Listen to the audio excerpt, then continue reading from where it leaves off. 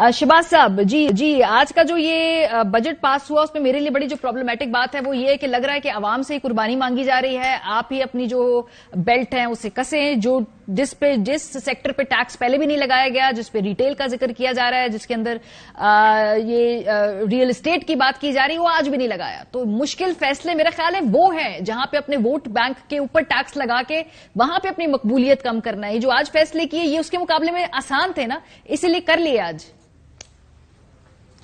جی بسم اللہ الرحمن الرحیم. دیکھیے میں آپ کی جو اسیسمنٹ ہے اس سے میں ایگری کرتا ہوں کہ جو پرابلمٹک پارٹ ہے وہ وہی ہے جس کا آپ نے ذکر فرمایا ہے. بوجھ ان جگہوں پہ ڈالا جاتا ہے جہاں سے آواز نہیں آتی ہے. ایسا نہیں ہے کہ حکومت کو اس کی کوئی قیمت ادا نہیں کرنی پڑے گی, ان کو ڈیفینیٹلی پولیٹیکل کاسز کی پے کرنی پڑے گی, یہ پہلے ہی پولیٹیکلی کافی ان پاپولر ہیں, لیکن میرا خیال ہے کہ اس سے بہتر بھی کام ہو سکتا ہے. پہلا سوال یہ ہے کہ کیا اس منی بجٹ کی ضرورت تھی, جس کو میں کم از کم منی بجٹ میں نہیں کہتا, کیونکہ جو 170 ارب کا تخمینہ ہے وہ صرف 4 ماہ کا ہے. 4 ماہ کے بعد جتنے یہ اقدامات کیے گے یہ ختم نہیں ہو جائیں گے.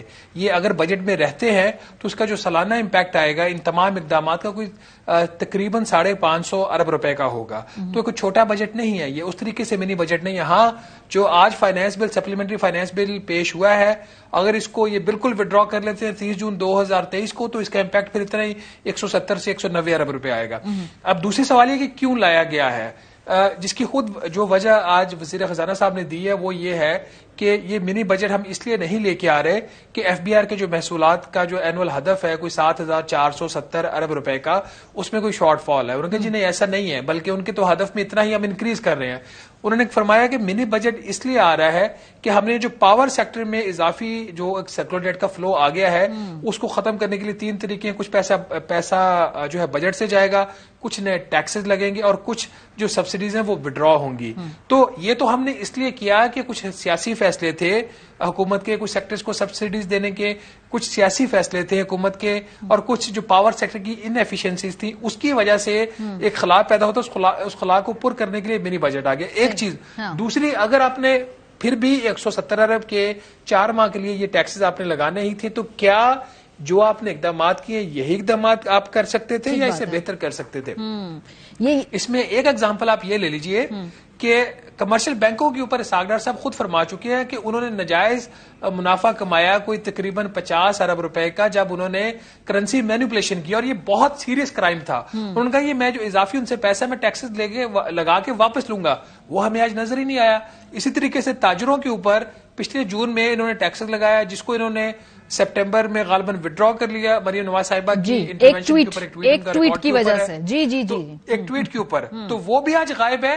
یہ کام اچھے طریقے سے اور بہتر طریقے سے ہو سکتا تھا, اس کے باوجود کہ ہم آئی ایم ایف کے پروگرام میں ہیں. جو میرا کنسرن ہے بخاری صاحب وہ یہ ہے کہ جو لوگ آلریڈی ٹیکس دے رہے ہیں وہ لوگ دیں گے ہی, بلکہ اگر اس ملک میں اگر آپ نے ایف بی آر کے ساتھ خود کو رجسٹر کر لیا ہے, مجھے لگتا ہے کہ یہ تو ایک بدبختی ہے آپ کی, کیونکہ آپ پہ تو ٹیکس کا بوجھ ہوگا. لیکن کب تک؟ بیکاز اس ملک کے اندر جب تک ایلیٹ ٹیکس ریٹ میں نہیں آئے گی, ٹیکس نیٹ میں نہیں آئے گی, لانگ ٹرم سولوشن تو نہیں ہے نا. آپ نے 1 بلین یہاں سے ارینج کر لیے, چند 100 ارب ادھر سے ارینج کر لیے, لانگ ٹرم سولوشن تو یہ نہیں ہے.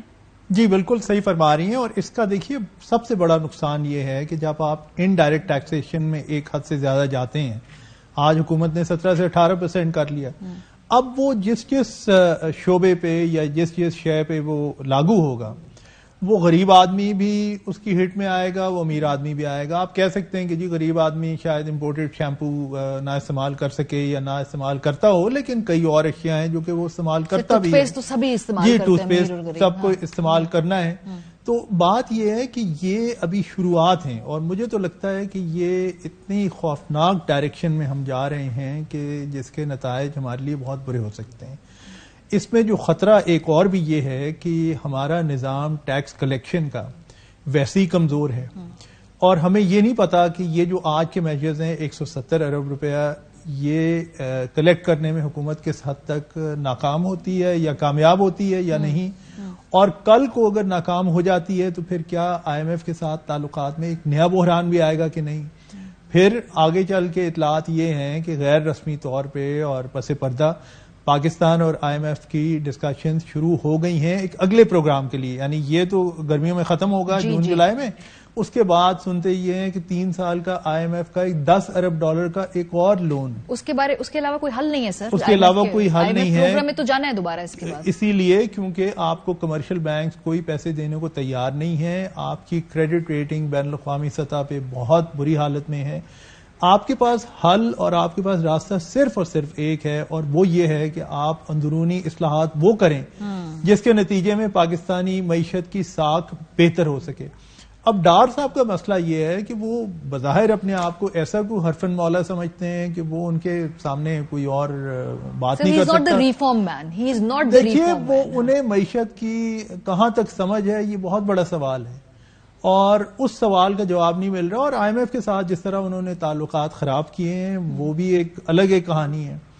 پھر مستقبل کے بارے میں آج منی بجٹ آ گیا. اسے منی بجٹ میں تو نہیں کہتا, یہ تو بڑا بھاری بھرکم باقاعدہ بجٹ ہے, اور اس کی ہٹ پاکستانیوں کو, عام لوگوں کو دینی پڑے گی. ان کے اوپر یہ بہت بڑا بوجھ بن کے آئے گا. اس میں انہوں نے یہ بھی فرما دیا کہ جی اگلے سال کا ہدف ہے 4% اکنامک گروتھ ریٹ. وہ ان حالات میں آپ کی 4% معیشت کہاں سے گرو کرے گی؟ آپ کی اس وقت تو معیشت کا حجم جو ہے وہ تو کم ہو رہا ہے, معیشت آپ کی سکڑ رہی ہے. لوگ اتنے بوجھ تلے آ کے آخر اسے کب تک برداشت کریں گے؟ اس کے معاشی اور اس کے علاوہ معاشرے کے حوالے سے معاشرتی کانسیکوینسز کیا ہوں گے؟ آئی ہوپ ان لوگوں کو معلوم ہوگا کہ کڑاکے لوگوں کے نکل رہے ہیں, ان کی سخت ختم ہو رہی ہے. جن کی کمر پہ آپ بار بار ٹیکسز اور ڈال رہے ہیں وہ کمر ٹوٹ رہی ہے, لوگوں کی پریکٹیکلی ٹوٹ رہی ہے.